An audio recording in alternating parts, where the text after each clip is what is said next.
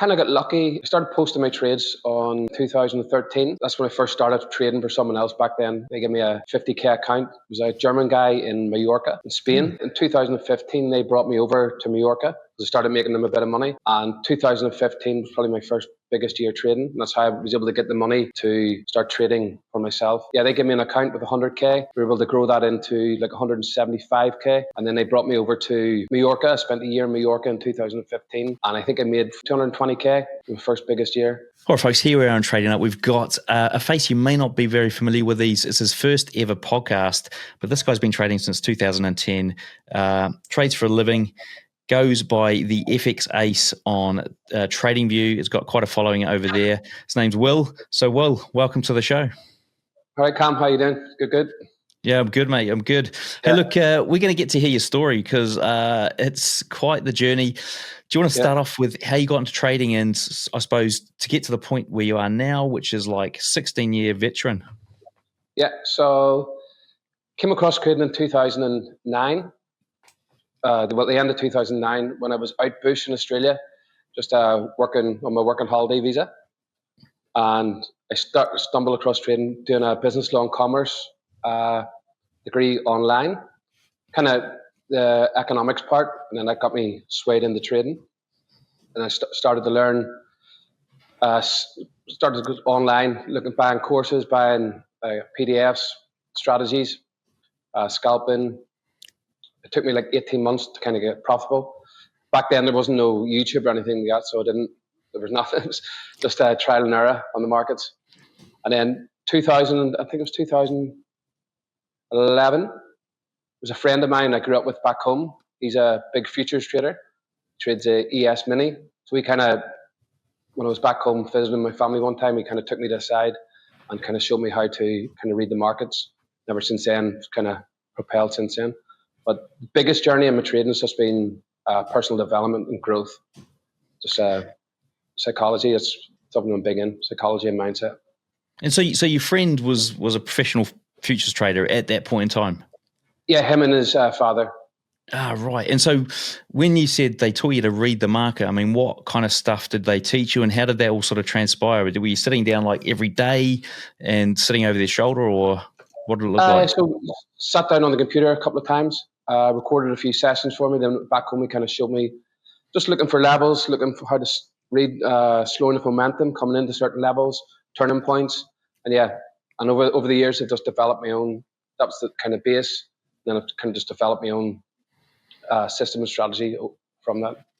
It's looking quite for highs and lows, slowing of momentum at highs and lows, supply and demand, support and resistance, just areas in the higher time frame charts where the markets reacted before, and then as it's coming into those kind of levels, I kind of read momentum in the lower time frames. It was slowing down, starting to move sideways. And so out of all the stuff that you learned from, I suppose, external sources and stuff that you sort of added in yourself, if you had to break that down into a percentage, what did it look like? Folks, if you want to trade big without risking your own money, check out Blue Guardian. You can get instant funding up to 400k, and they sponsor Chris Eubank Jr. and Birmingham City FC. Check them out at blueguardian.com or click the link in the description. When I first started, maybe 20%, but over the years, my friend kind of 40%. And then the rest is just experience and learning myself over the years.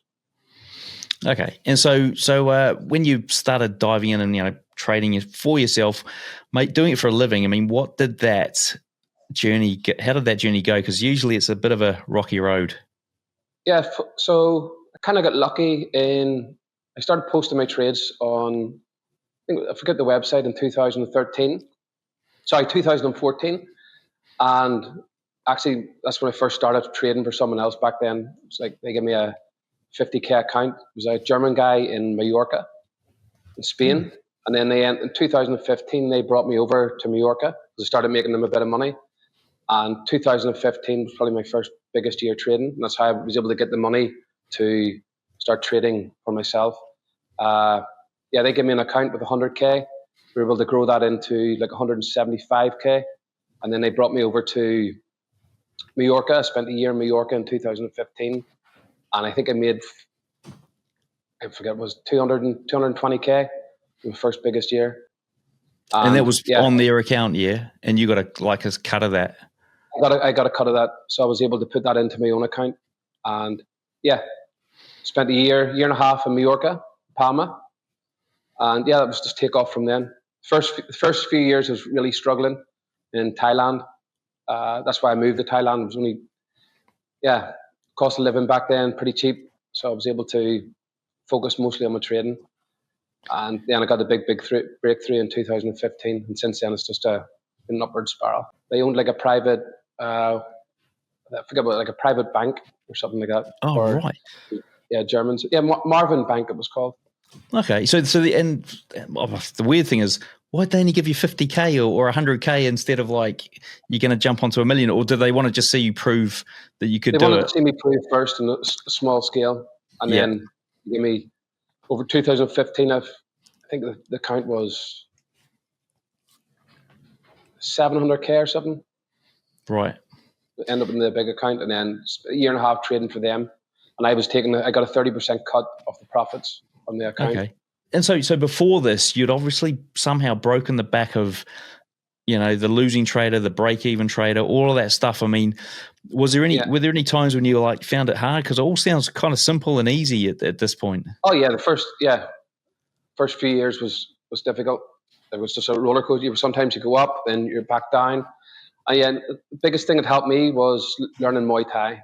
Kind of martial arts kind of gave me the discipline, the patience, and then learning to face the fears of taking more risk and things like that. Because what was the hardest thing for you? Was it patience, discipline, holding on to trades? Or the aggression. I used to be very aggressive in the market, taking trades over trading. I was able to make money, but times then I get my impatience will start hitting more and more trades. That was the biggest, and that's the thing I had to kind of. It was more my ego and taking if I had a losing trade, I get angry and upset with the losing trade. So I had to kind of bring that down. And kind of analogy I look when I first started Muay Thai in Thailand, where first you go in sparring with the wee Thai guys. You think because you're this big muscly, they call them Falang white guy, you think you're going to just overpower them.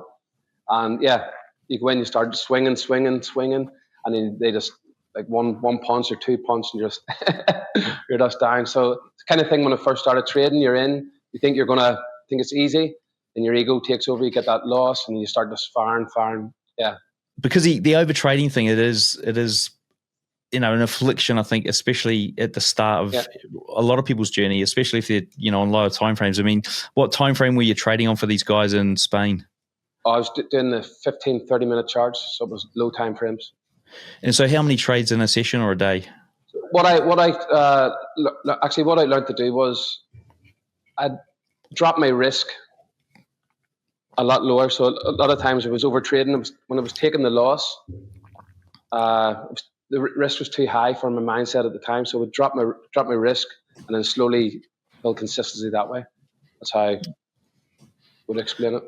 Okay, cool. And so you went to those guys. I was trading Asian, or wasn't trading the Asian, I was trading the Euro session and the US session, and I was maybe taking 10 to 20 trades a day. Right. And across how many markets? All pairs. 28 pairs.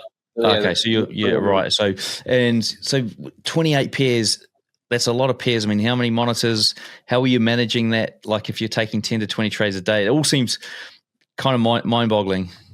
Yeah, I had like an indicator that I still use it today for my higher time frame trading. Something I built in Think and Swim. I'd have that up and have the multiple screens. I'd be on Think and Swim. It'll be alerting me when there was a signal occurring across the 28 pairs. I'd switch on, have a look, see if it's had support, the signals that support resistance or buy or sell zone, and then I would enter the trade. And so risk to reward at the time? 1 to 1.5. Fixed? Most of the time fixed, yeah. So there was and that was enough to get you going, which means your win rate was fairly high then? Yeah, my win rate then was around 70%. Right. Okay. It was more scalpers, I was in and out. Yeah. Okay, cool. And so you went to Thailand, did Muay Thai, the whole meditation, and you got into mindset things. I mean, if you had to sort of go, if you were going to say to someone else, like, right, if you want to try and become a professional full-time trader. Here's a sort of roadmap, potentially like, avoiding the 7 years of Muay Thai or whatever you did, 15 years, which is quite an intensive journey. Yeah, what would you say? Hey folks, what a view behind me. I'm at Black Bull Markets headquarters here in Auckland, New Zealand. Speaking of views, you can get TradingView paid plans for free at Black Bull Markets, and you can also get a 100% deposit bonus for your first deposit up to $1,000. All you need to do is click the Trading Nut link in the description below. Yeah, what I do is find a system that suits yourself, your mentality, your time frames. So if you don't have enough time to sit in front of the screen all day, define whether you're a swing trader, day trader. Start small. So find a system, start small, and consistently get yourself consistently profitable on a small scale, then slowly scale up. So that's exactly what I've been doing the past year when I've started to do with small cap stocks. I started 2 months on a demo account, just trading small. Then the first 2 months, I went from just looking to make $5 a day. The second month, $10 a day, and slowly just building like that there. So what I found at the start when I was risking too much, especially the first year when I started trading in 2015 with those guys, is when I started trading too big and wasn't with my own mindset, and I was trading too big, my anxiety levels went through the roof, and that's when I started to make mistakes. When I dropped the risk away down, my mindset was clear. I was able just to focus on the trading and just consistently build. So I would say find a system that suits you, suits your mindset, your time, the amount of time you can put into trading, and start small and consistently build over time. Get yourself consistent on a small scale, and then scale big as you build your mindset and grow. Good advice. Now, what about, like, you obviously mentioned you went through ups and downs. It was quite hard to get to the point where you were consistently profitable. There is a story in 2015 I had with, I lost 50K in one day. And that's when I went to try and go too big for those guys. Jeez. So 50K in one day, and I was outside shaking and everything. It's the biggest loss I'd ever had. Anxiety levels through the roof. I just tried to go that bit bigger, and it just flopped. And did that leave the account still in profit for the month? Yeah, left the account still in profit, but it was just scary. I had to drop away back down and just start again. Start small, consistently building back up. Yeah, what was the biggest loss before that? Biggest loss 5-10K. So it wasn't much. Okay. Yeah. So how do you? I just tried to go big. I said, got that Gordon Gekko moment and thought it was, this is it, and just flopped. Yeah. And so what does the night look like after a 50K losing day like that? I walked out of the office, and I turned off my phone. It was gut wrenching. It was I was hardly, my anxiety was shaking. I was had to do, because I don't know if you've heard of EFT tapping. No. So it's emotional freedom technique. It's like tapping like this. I was tapping. So you were just walking around tapping yourself, and so can you just explain what that is? So, like, what is EFT tapping in detail? So it's meridian points in your body. So it's acupuncture points. So you're tapping, and then you're just talking. That's my mentor, my coach. We talk every week, and that's what we do. Just EFT. So it's talking through things that have happened, and you do a negative round of tapping, and then like just points on the thing, and just releases that emotion, trapped emotion in the body, and then you do a positive round of what you want to happen. Okay. One of the biggest tools I've used over the years to help me trading. That and breath work. Yeah. Awesome. Okay, so 50K loss. I mean, so was there a point you ever thought you were going to quit, and what stopped you? 2020, I got caught in a bad trade. I was kind of going through a breakup with my ex-girlfriend, a miscarriage, and then I got caught in a bad trade.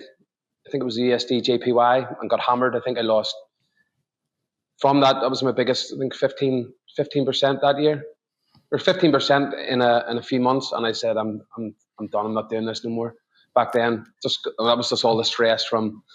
So that was the last time I And you obviously overcame that. I mean, you didn't quit in the end. So what was it? You just sort of actually just stopped trading for 6-7 weeks. Went off to an island and just where'd I go? Went off to Koh Chang. Yeah, Koh Chang in Thailand. So there's nothing there, and just done a total reset and just what they want to do. Wow. Back then, I was still trading for some other people, so it was worse. But since then, I've just focused on trading for myself and actually manage a bit of money for my mum and dad, which is managing my money from mum and dad is probably the biggest success. Something being able to give back to them. It's probably the biggest thing I look back and proud of in trading. But since 2020, I've just been trading for myself and my parents. And so would you sort of say, like, to become a professional trader, full-time trader, you need to fundamentally change your whole self and the way you operate in the world? Yeah, I think so, yeah. I think the markets are a reflection of who you are. So when you start trading, everything that's going wrong in your trading, the markets is a reflection of everything that's wrong in you, and that's telling you what you need to learn, what you need to do with yourself. So with that, do you have a daily routine that you will go through to get ready to trade, or just whilst you're trading? Well, my trading now is weekly swing trades, FX. So I literally do my analysis on a Sunday when the markets are closed, wake up on a Monday, put the trades on. My daily routine is wake up 6 o'clock, go out for a walk, like a 40-minute walk, have a coffee, come back, relax, then I'd probably head down to the gym, ice bath, sauna, and then, most of the day I'm just chilling, relaxing. Hey, if candlesticks still confuse you, they're costing you more than you think. My private mentor JJ's decoded 25,000 hours of trading into one better candlestick. Click the link in the description or visit tradingnut.com to watch the free video and grab the free guide. Do you want to describe your trading style now? Like, what does it actually look like? So I don't day trade. So my trading side now is just weekly FX swing trading. Literally do my analysis on a Sunday. I'm just looking for previous highs and lows, weekly and monthly highs and low on the monthly and weekly charts. And I'm just looking I'll come up with 15 to 20 trade ideas, like trading a basket. And then I just put the ideas, pending orders on the Monday. I have a trade manager, EAs, that will manage the positions throughout the week. And I'll come back on a Friday and see how the trades have done. So usually most weeks I'll have 3 or 4 trades that I trigger. And that's it. It's pretty easy. It's pretty simple. I try not to overcomplicate it now. It's just the market goes there. I'll just put a pending order on, weekly higher, monthly high, higher low. And kind of keep it simple. I'll have trade a basket of trades. I'll risk across all those trades 5% of the total account across them, and whatever triggers.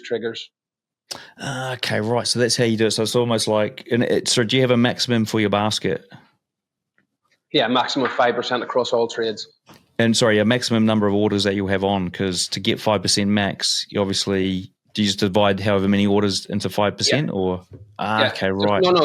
Yeah, into 5%, sorry, mix. So if I have 10 trades, it'll be 0.5% across all trades. Right. Normally, I keep it easy and maybe just do a fixed lot on like 0.1 or 0.2 to every 10K in the account. Okay, right, yeah. And actually, in FX, I spread my accounts across like 5 or 6 brokers. Yeah. So I don't have them all sitting in one broker account. I have them across 5 or 6. Right. So is that hard to manage, like 5 or 6 brokers? No, I use a thing called Meta Copier online. Okay. Oh, I connect all the accounts. I've got a VPS with my main account where I put the trades on. Yep. And then I've Meta Copier where all the accounts are connected to it. Whenever they trigger, it all triggers across all the accounts. What about from a technical point of view? What kind of things are you looking at? I'm just looking for areas where there's been reactions before. And then on lower time frames, I'll zoom in. I look at the monthly and weekly charts for highs and lows or support and resistance zones. I don't know if you've looked at some of the ideas that I posted in Trading Tree. One was the USD CAD from this year. It was probably one of my best trades of the year so far. Oh, yeah, that one there, the top one, just the recent one? Yeah. So I'm just looking for just support and resistance areas in the higher time frame charts where there's been reaction before.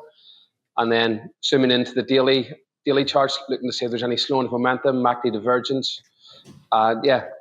Just seeing as the price comes into those levels, to see if it's starting to slow down, move sideways, and then I'll turn on my indicator, see if there's any signals on it, and enter the market.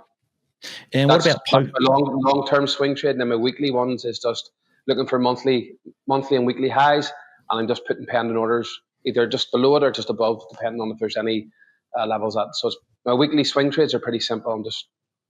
I kind of keep it simple. KISS method. Keep it simple. Yeah, KISS. What about the so you talked about the trade manager. So what does your trade manager do within the week?